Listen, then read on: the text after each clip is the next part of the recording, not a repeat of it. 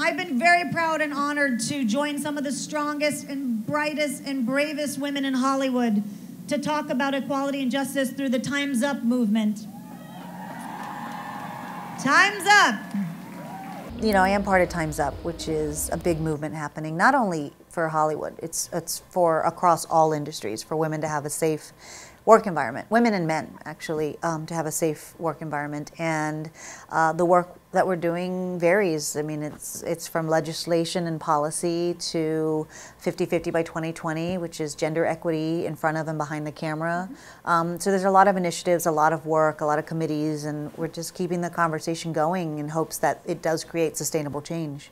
Yeah, that is the reason I became a producer and director, was I knew I couldn't sit back and wait for these opportunities to present themselves. Like, somebody write me the part, somebody give me the part. You know, it was like, no, let's go create those opportunities, and not only for myself, but let's create those opportunities for women. In my case, I wanted to create those opportunities for women and for the Latino community. It should include women of color and minorities and people with disabilities and LGBTQ. I mean, it needs to. This movement needs to include everybody. There's an intersectionality that happens with any kind of oppression or marginalization. I'm inspired all the time by women. I look at Ava DuVernay and what she's doing with Wrinkle in Time.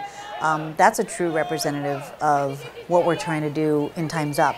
It's a female-directed movie with an all-female cast, with a $100 million budget. Like, that's the level of the playing field we want to be on.